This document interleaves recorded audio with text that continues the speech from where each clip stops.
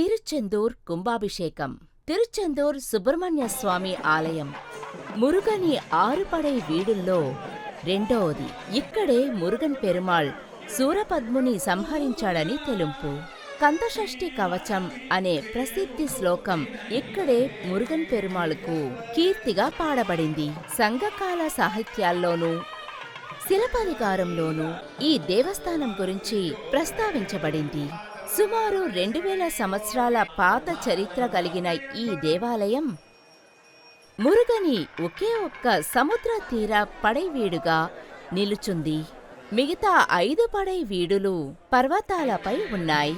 ప్రతి మనిషిలోనూ భయాన్ని కలిగించే ముఖంగా యమధర్మాన్ని ముఖం ఇక్కడే స్థాపించబడింది. అలాంటి క్షేత్రంలో నేనున్నా భయమెందుకు అంటూ ధైర్యాన్ని కలిగించే దేవుడు మురుగపెరుమాళ్. మూలస్థానంలోని సుబ్రహ్మణ్య స్వామి దండాయుధాన్ని ధరించి ఉన్నారు. సూరసంహారం అనంతరం శివపూజ నిర్వహించాడని ఐదీహం ఉంది. దీని ఆధారంగా ఈ విగ్రహం వెనుక భాగంలో శివలింగం ఇప్పటికీ ఉందని నమ్ముతున్నారు. అది చీకట్లో ఉండటంతో దీపారాధన సమయంలో మాత్రమే కనబడుతుంది. ఈ ప్రాంతంలో పన్నీరు చెట్లు, గంధపు చెట్లు ఎక్కువగా ఉన్నాయి. ఆ ఆకుల్లో 12 నరాలు ఉంటాయి.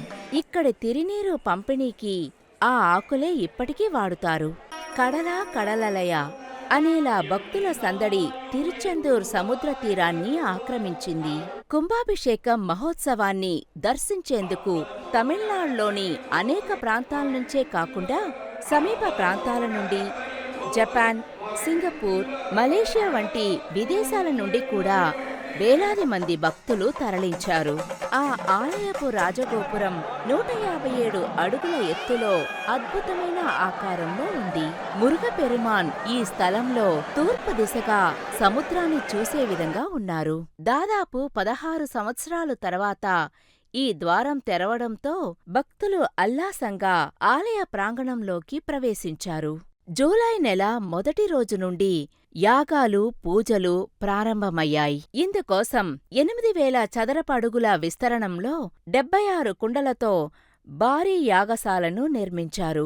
మహాకుంభాభిషేకం రోజూ ఉదయం 4 గంటలకు 12వ కాలయాగశాల పూజ నిర్వహించబడింది. ఆ సమయంలో లక్షలాది మంది భక్తులు సముద్ర తీరంలో నిలబడి వెట్రివేల్ మురుగనుకు అరోహరా అని ఘోషించారు. తమ జీవితంలో కలిగిన అరుదైన అదృష్టంగా ఈ కుంభాభిషేక మహోత్సవాన్ని దర్శించి మురుగని అనుగ్రహాన్ని పొందిన భక్తులు ఆనందంగా తిరుగుమొహం పట్టారు. మురుగన్ భక్తులకు శుభాకాంక్షలు తెలుపుతూ కళ్యాణ్ జ్యువెలర్స్ మిమ్మల్ని వీడుతోంది.